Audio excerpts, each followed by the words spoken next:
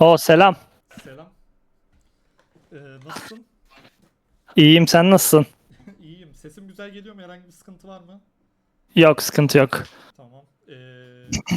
Tebrik ederim abi. Güzel bir galibiyetten sonra geldin. Nasıl hissediyorsun? Nasıl gidiyor? Teşekkürler. Aa, Yani galibiyet aldığımız için mutluyum. Çünkü düşündüğümde kaybetseydik mutsuz olurdum şundan ama yani tam böyle güçlü bir takımmışız gibi win almışız gibi hissettirmiyor. Daha çok çalışmamız lazım ama 2-1 kapattık haftayı. Mutluyum. Maçı böyle çok ufak bir şeyler böyle not aldım. Onları çok hızlı söyleyeceğim. Sonra maçı geçeceğim. Benim için çok heyecanlı çünkü sen LEC'ye gelmen. Asıl Aha, okey onlardan okey. bahsetmek Sorun istiyorum. yok. Rek'Sai tweet attın. Rakip aldı. Var mı bir yorum bununla alakalı? Yok ya. İki tane Rek'Sai oynadım. Dünkü Rek'Sai pek iyi değildi ama böyle çok Rek'Sai oynuyormuşum gibi bir tweet atayım dedim. Yani mind games yani. Alabilirim, almayabilirim. Onlar düşünsün. Onlar aldı bu sefer. Peki bir tane baron çalındı. Hatta Vladi Hı aldı. hı. Beraber girdiniz içeriye. Ne diyorsun o baronla alakalı yorumun ne? Bilmemiz iyiydi. Ya o son 2-3 dakikada çok iyi oynamadık yani Vision'la. Bu tabii ki de ya çok yeni bir takımız daha. Bir de top lane'deki Kana çok yetenekli ama tam İngilizce konuşamıyoruz daha. Komünikasyon sıkıntılarımız var. Mid game zaten oyunun en zor oynanan kısmı. Orayı da öğrenmemiz lazım. O yüzden o 1-2 dakikadan pek memnun değilim. Onu geri dönüp konuşmamız lazım ama Baron yaptıklarını biliyordum ve 50-50 sonuçta pitin içindeysem ve Vlad'de kaldı Baron'a erken smite attıkları için. O yüzden en azından biliyorduk yani. Maç yavaş ilerledi, uzun sürdü. Onunla alakalı bir yorumun var mı? Sen de dedin böyle çok güçlü bir takımmışız gibi kazanmadık. O yüzden çok mutlu değilim dedin ama var mı böyle bir? Ya scrimlerde gerçekten bu klasik ama bizim scrimlerimiz bayağı iyi gidiyor. Hatta Fnatic'e karşı falan oynadığımızda da early game'i direkt stompladık yani adamları. Ee, O oyunu kaybetmemiz Fnatic iyi oynadı mid game makroyu. Ama şu son iki oyunda pek bir şey yapmadık yani. Çok yavaş ilerlediği için de böyle hissediyor olabilirim de. Böyle tam böyle ezip yenmek istiyorum yani. O yüzden bu winler İyi tabii ki çünkü Casey'nin son iki split'i iyi değil. O yüzden iyi hissettiriyor. Fanlar için de iyidir eminim ama oyuncu olarak daha iyisini yapabileceğimizi bildiğimden çok tatmin etmiyor. Tam sen böyle güzel bir noktaya değindin. Ben de oradan senin transferine doğru gitmek istiyorum. Karmine Corp'ta Hı hı. aslında büyük bir değişiklik oldu. Senle beraber işte top lane'de yeni bir oyuncu geldi. Mid lane'de yeni bir oyuncu geldi. Önceki KC kadrosundaki sence problemler nelerdi ve bu yeni kadro nasıl çözüyor bunları sence? Ve KC kadrosunda zaten ben takımla ilk konuştuğumda da bana komünikasyon sıkıntılarının olduğunu söylediler. Her ne kadar Bo iyi bir oyuncu olsa da takımda main shot caller'ı yok yani eski kadroya bakınca. Bunu oyunun voice comms'larından, ses kayıtlarından anlayabiliyorsunuz zaten. Ama main problemleri buydu. Ben de geçmiş takımlarımda her zaman yani bu rolü üstlenmek değil de yani bunu yapmaktan hoşlanıyorum. Early game planları olsun. Genel olarak shot call'ları olsun 100 Thieves'de çok yaptığım bir şeydi. O yüzden bu rolü doldurabileceğimi biliyordum. Zaten solo 2 oynuyordum off sezonda. Hep high rank'tim. Rank 2'ye 3'e kadar mı ne çıktım zaten. O yüzden bireysel olarak da bu oyunculara karşı pek sorun olacağını düşünmüyordum. Çünkü insanlar böyle çok abartıyor. İşte EUNA'den çok iyi falan filan diye ama ben öyle olmadığını biliyordum zaten. O yüzden kendi performansımla güveniyordum zaten. Takımda da bu boşluğu kapatabileceğimi düşünüyordum. İyi oyuncular var yani kadroya bakınca. İlk geldiğimde kanal transferinde bilmiyordum ama Upset bireysel olarak iyi oyuncu. Targamas zaten G2 ile LEC kazandı. Mid lane'de Vladi diye konuşuluyordu. Genç bir oyuncu, 18 yaşında. Solo queue'da yüksek rankı var. Oynadık biraz tryhardlarda. Ee, Yani bazı oyuncular hatta bunu çok risk olarak gördü. İşte Casey ikinci kez iki kere 10'uncu bitirdi falan filan diye ama ben hiçbir zaman öyle şeylerden korkmadım. İnsanlar ne der şunlar bunlar falan diye. Bunu bir fırsat olarak gördüm. Ve fırsatı nasıl kullanacağım bana bağlıydı. Ya bir şey diyeceğim. Sana bir tane soru soruyordum. Böyle aslında planlarım vardı işte bunu soracaktım ama sen takır takır benim aklımdaki bütün soruları cevaplamış oldun. O yüzden çok mutlu oldum bu cevabından dolayı. Çok güzel açıkladın bence. Hı hı. Sonda söylediğinle alakalı ben de şöyle bir not almıştım. Karmine Corp'un durumu aslında biraz sıkıntılı. Çünkü işte Hı Worlds'e hı. gitme durumları falan sadece bir split'ten belli olmuyor, artık eski sistem yok. Worlds'e bir Miracle Run lazım aslında. İşte bu Summer Evet. Playoff'larına gitmek, orada çok başarılı olmak lazım. Sence mümkün mü? İnanıyor musun buna? Ya tabii ki mümkün ama şimdi mesela Split'e başlarken öyle düşünmek mantıksız olur. Çünkü ya biz ilk oyunu oynarken bile takım olarak mesela ben bu kadroda bulunmadım ama kadroda geçen mevsimlerde oynamış iki tane oyuncu var. Upset ve Targamas.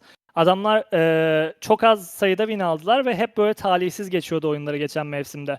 Yani bayağı gergindik oyunda. Bu birazcık etkiliyordu tüm takımı.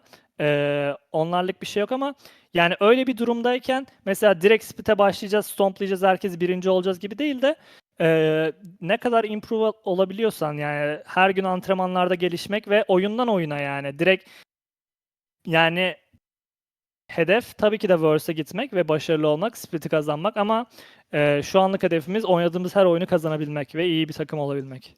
Şu anda sen biraz daha diyorsun ki one step at a time. Öyle anlıyorum. Aynen öyle, aynen öyle. Anladım. Orada bir şey daha soracağım sana. Kadrodaki diğer oyunculardan da bahsettim. Ben Vladi ile alakalı sana sormak istiyorum. Çünkü Vladi'yi MMA Masters'da da izledik. Upset Targamas işte hani biraz daha ADC geçmiş olan oyuncu. Kanayı hepimiz biliyoruz. Senin de söylediğin gibi o İngilizce sıkıntısı varsa eğer onu çözdüğü zaman nasıl bir oyuncu olduğu ortada. Hı hı. Vladi hem genç hem daha az tecrübeli bir oyuncu ama ben MMA Masters'ta onu geçen sene izlediğimde de bayılmıştım. Karmine Corp Blue'da oynadı. Bence orada da çok iyi performans gösterdi. Sence nasıl bir oyuncu ve mid jungle uyumunun önemli olduğunu da biliyoruz. Sence şu ana kadar senin istediklerini verebiliyor mu? Bir de tabii alt takımda senin eski bir yol arkadaşın var. Abedage var. Aha. Abedage aşağıdayken Vladi ile oynamak falan nasıl hissettiriyor? İnsanlar eminim bunu konuşuyorlardı. Çünkü biz kendilerimizle konuşuyorduk. Sen ne Evet. dersin? Yani o şey zaten ben bu takıma sonradan gelen bir oyuncuyum. Ne kadar ismim falan olsa da gelip böyle ben şununla oynayacağım demek zor zaten. O yüzden o karar tabii ki de takıma veya oyuncuların performansına bakıyor biraz. Ama Vladi oyundan önce karakter olarak adam çok komik abi. Mesela böyle oyuncular mesela şeylere falan bakabilirsiniz. Vloglara, şunlara, bunlara. Böyle oyuncular her takıma lazım. Mesela FBI'ye çok benzetiyorum onu.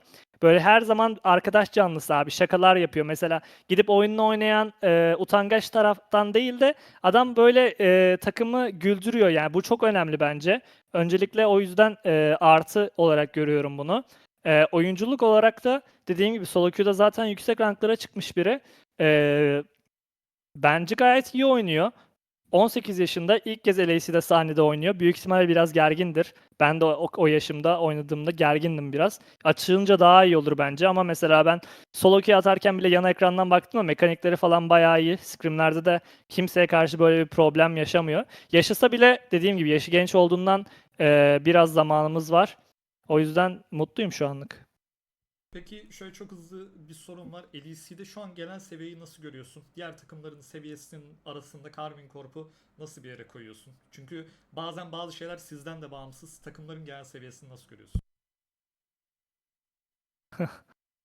Ya garip. Çünkü burada takımlar stage'de çok daha farklı oynuyor her oynadığımız takım. Mesela oyun kaybetmediğimiz adamlar stage'de çok daha farklı oynadıkları oluyor. O yüzden o bizle mi alakalı yoksa genel olarak böyle mi burada çözmem lazım ama ya geldiğimde gözümde büyütmedim kimseyi. Şu anda da büyütmüyorum. G2 ve Fnatic en güçlü bence. Ondan sonra BDS geliyor.